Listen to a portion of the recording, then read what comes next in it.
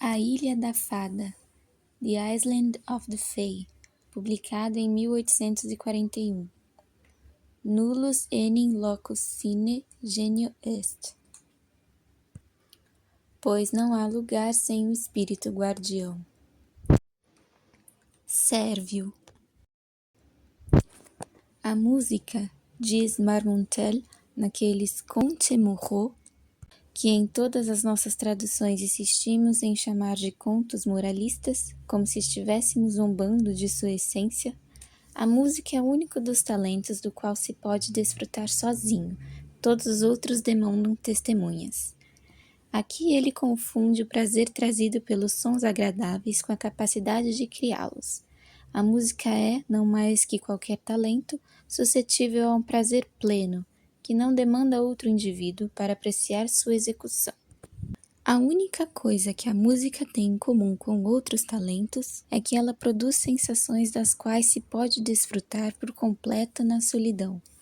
A ideia que o contista não conseguiu expressar com clareza ou que sacrificou em razão de sua total confiança na ideia é, sem dúvidas, o válido argumento de que a ordem mais erudita da música é a melhor apreciada em sua plenitude quando estamos completamente sozinhos. A premissa, da forma como foi escrita, será aceita de forma imediata por aqueles que amam a lira por si mesma e por seus usos religiosos. No entanto, existe ainda um prazer ao alcance dos meros mortais, e talvez somente um, que serve mais que a música ao sentimento acessório do isolamento. Refiro-me à felicidade experimentada ao admirar paisagens da natureza. Na verdade, o homem que quiser contemplar da forma correta a glória de Deus sobre a terra deve, sozinho, contemplá-la. Para mim, pelo menos, a presença, não somente da vida humana, mas da vida em qualquer outra forma que não a dos seres verdes e silenciosos que crescem sobre o solo, é uma mancha na paisagem. Está em guerra com a genialidade do cenário. Eu amo, de verdade, vislumbrar os vales escuros, as rochas cinzentas, as águas que sorriem silenciosamente, as florestas que suspiram em um sono inquieto e as montanhas imponentes e vigilantes que observam a todos. Amo observá-los por si mesmos, mas estes são também membros colossais de um todo vivo e sensível. Um todo cuja forma, esférica, é a mais perfeita e inclusiva de todas, cuja trajetória está entre planetas vizinhos, que tem como doce serva a lua e soberano o sol, cuja vida é eterna e que o pensamento é de um Deus, cujo deleite é o conhecimento e que tem os destinos perdidos na imensidão, cuja consciência de nós mesmos é semelhante ao nosso próprio conhecimento das bactérias que infestam o cérebro, um ser que nós, consequentemente, consideramos nada mais que inanimados e materiais, do mesmo modo que esses animálculos devem nos classificar. Os nossos telescópios e as nossas investigações matemáticas nos fornecem todas as respostas, mesmo apesar da hipocrisia dos mais ignorantes sacerdotes, sobre o espaço e, consequentemente, de grande parte das perguntas, o que é uma consideração importante aos olhos do Todo-Poderoso. Os ciclos nos quais as estrelas viajam são os melhores adaptados para a evolução do maior número possível de corpos celestes, sem que houvesse colisões entre eles. As formas desses corpos são feitas, dada a superfície, para agrupar a maior quantidade possível de matéria, enquanto as próprias superfícies são dispostas deste modo para acomodar uma população maior do que poderia ser acomodada na mesma superfície, organizada de outra forma. Tampouco é um argumento contra o fato de que o corpo ser um objeto de Deus e de o próprio espaço ser infinito, pois pode haver uma infinidade de matéria para preenchê-lo. E como vemos claramente que a doação de matéria vital é um princípio, de fato até onde nossos julgamentos se estendem, o preceito essencial das ações divinas, é pouco lógico imaginá-lo confinado à irrelevância de um minuto, como fazemos diariamente, e não estendê-lo a coisas maiores. À medida que encontramos ciclos dentro de ciclos sem fim, ainda que todos girem em torno de um centro distante, que é a consciência divina, não podemos supor, da mesma maneira, vidas dentro de vidas, o menor dentro do maior e tudo dentro do Espírito Divino? Em resumo, estamos cometendo um grave erro, cegos pela autoestima, ao acreditar que o homem, tanto em seus destinos mundanos ou futuros, seja mais importante no universo que aqueles vastos torrões do vale que ele cultiva e despreza, para os quais nega uma alma por uma razão não mais profunda que a qual motiva a não vê-la crescer. Questionamentos como esse sempre deram as minhas reflexões entre as montanhas e as florestas, nas beiras dos rios e oceanos, um tom de algo que o cotidiano não deixaria de denominar fantástico. Minhas jornadas nesses cenários foram muitas, intrigantes e não raro solitárias. O interesse com o qual percorri tantos vales profundos e nebulosos, ou admirei o reflexo do paraíso em muitos lagos cristalinos, foi um interesse bastante aprofundado pelo pensamento de que percorri e admirei só. Quem foi o francês que teve a audácia de dizer, em referência ao trabalho renomado de Zimmermann, que a solidão é algo belo, mas você precisa de alguém para lhe dizer que a solidão é algo belo? Essa ironia não pode ser contrariada, mas a necessidade é algo que não existe. Foi durante uma de minhas jornadas solitárias, por uma região distante repleta de montanhas, rios tristes e lagos que se contorciam ou repousavam em meio a tudo aquilo, que eu encontrei um riacho e uma ilha. Encontrei-os de súbito em um junho outonal, e me deitei sobre a relva, entre galhos de um arbusto de cheiro desconhecido, para que pudesse repousar enquanto admirava a cena. Assim, senti que deveria somente admirá-los, tão profunda a aura fantasmagórica que pairava sobre ambos.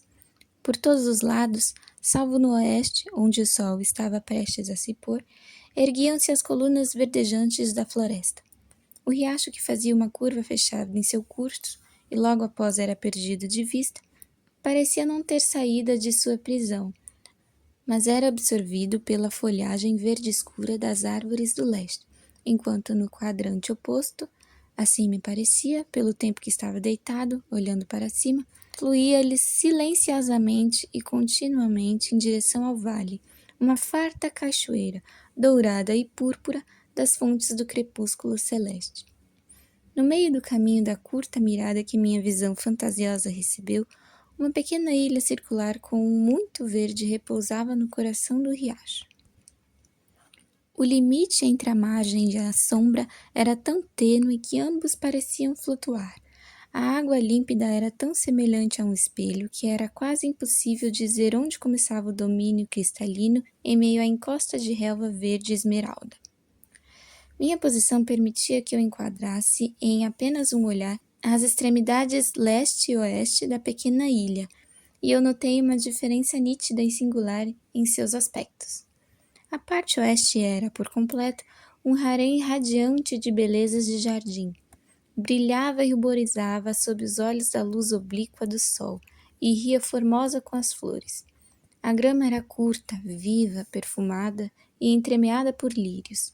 As árvores eram esguias, joviais, eretas, brilhantes, finas e graciosas, de aspecto e folhagem orientais, e de um tronco regular, lustroso e de cor uniforme.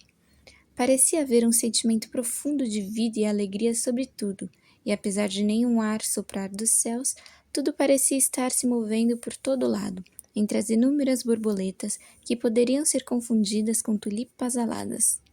A outra parte da ilha, a leste, estava coberta na mais obscura sombra. Uma sombra que, mesmo bela e de uma escuridão pacífica, penetrava todas as coisas. As árvores eram de cor escura, forma e postura fúnebres, curvando-se em formatos tristes, solenes e espectrais que expressavam ideias de tristeza mortal e mortes prematuras. A grama vestia o tom profundo do cipreste, e as pontas de suas folhas voltavam-se para o chão, e espalhados por entre as folhas havia várias elevações irregulares, baixas e estreitas, não muito longas, que tinham o aspecto de covas, mas não eram, apesar de sobre todas crescer arruda e alecrim. A sombra das árvores caía pesadamente sobre a água e parecia se enterrar nela, impregnando as profundezas do elemento com a escuridão. Imaginei que cada sombra, à medida que o sol descia mais e mais, separava-se soturna do tronco que a criou, e assim era absorvida pela corrente, enquanto outras sombras saíam rapidamente das árvores, tomando o lugar de suas antecessoras já enterradas. Essa ideia, tendo conquistado minha reflexão, animou-a consideravelmente, e, em seguida, eu me perdi em sonhos. Se essa ilha fosse encantada, pensei, é isso. Esse é o assombro das poucas fadas gentis que sobreviveram à ruína da espécie. Seriam delas esses túmulos verdes? Ou elas entregam suas vidas como fazem os humanos? Ao morrer, elas preferem não sucumbir, entregando a Deus, de pouco em pouco, sua existência, como essas árvores se rendem de sombra em sombra, exaurindo sua substância até que se dilua? O que a árvore fatigante é para a água que absorve sua sombra, ficando assim mais escura pelo que lhe é roubado, não pode ser a vida da fada para a morte que a enterra? Enquanto eu refletia sobre essa teoria, com olhos semicerrados, enquanto o sol se resguardava rapidamente e correntes revoltas percorriam o diâmetro da ilha, levando consigo lascas brancas do tronco de figueiras que, em suas diferentes posições sobre a água, que um devaneio poderia formar qualquer figura que quisesse. Enquanto eu refletia, me parecia que a forma de uma daquelas fadas sobre as quais eu vinha ponderando flutuava para a escuridão, longe da luz na extremidade ocidental da ilha. Ela estava de pé em uma canoa muito frágil e a movia com o mero fantasma de um remo.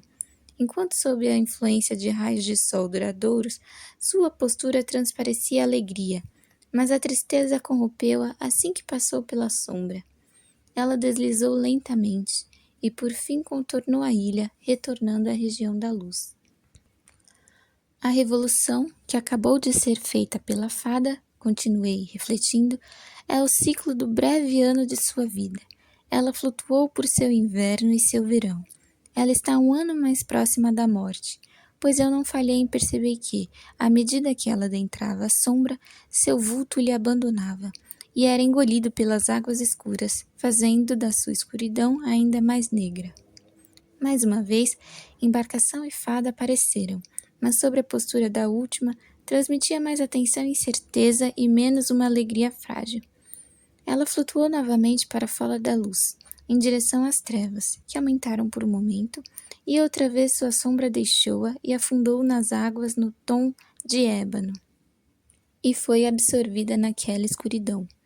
E ela faria o circuito da ilha várias e várias vezes, enquanto o sol se apressava para dormir, e a cada viagem pela luz havia mais pesar sobre sua figura, enquanto ela ficava mais doentia, fraca e indistinta, e a cada passagem pelas trevas caía dela um tom mais escuro, que se transformava em uma sombra mais negra.